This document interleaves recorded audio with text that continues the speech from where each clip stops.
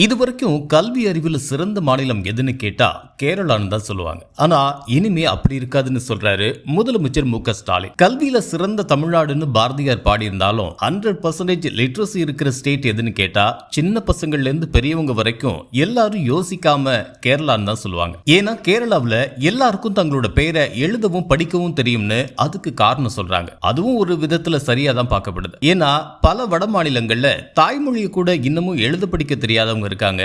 அதுலயும் தன்னோட பெயரை கூட எழுத முடியாம கை நாட்டு போடுற தலைமுறையை இன்னும் நம்ம அங்க பார்க்கலாம். ஆனா இதுல தமிழ்நாடு கொஞ்சம் வித்தியாசமா செயல்படுறாங்க. இங்க கல்வி அறிவு அப்படிங்கிறது எழுத படிக்க தெரிஞ்சா மட்டும் பத்தாது. முறையான பள்ளி படிப்பை படிக்கணும், கல்லூரி சேரணும், மேற்கொண்டு முதுகலை படிப்பு ஆராய்ச்சி படிப்பு படிக்கிற மாணவர்களோட சராசரிய கணக்குல வச்சோம் ஒரு மாணவனோட தனிப்பட்ட முன்னேற்றத்தை கணக்குல வச்சும் தான் தமிழ்நாட்டோட கல்வி அறிவை நிர்ணயிக்கிறாங்க. இதனால தமிழ்நாட்டில் கல்வி பயின்று பல வெளிநாடுகள்ல உயர் பதவிகளையும் உயர் பொறுப்புகள்லையும் ஏராளமான பேர் இருக்காங்க. அதே சமயம் தமிழ்நாட்டிலையும் எழுத படிக்க தெரியாதவங்க இருக்காங்க. அவங்களுக்கு படிப்பறிவு எழுத்தறிவு கொடுக்கிறதுக்காக அரசு சார்பில் ஒரு திட்டத்தை தொடங்கினாங்க. அதுல தமிழ்நாட்டிலிருந்து தேர்வு எழுதின எல்லாருமே தேர்ச்சி பெற்று 100% விழுக்காட்டோட இந்தியாவிலேயே முதலிடம் பிடிச்சிருக்காங்க. இதனால மகிழ்ச்சி அடைந்த முதலமைச்சர் மு.க.ஸ்டாலின் தன்னோட எக்ஸ்தல பக்கத்துல அவங்களுக்கு எல்லாம் வாழ்த்து தெரிவிச்சதோட தமிழ்நாட்டோட கல்வி வளர்ச்சியை பற்றி ரொம்ப பெருமையா பதிவிட்டிருக்காரு. எழுத்தறிவு பெறும் திட்டத்துல தமிழ்நாட்டில இருந்து பயின்ற 5 லட்சம் பேர் பாஸ் பண்ணி இருக்கிறதாவும்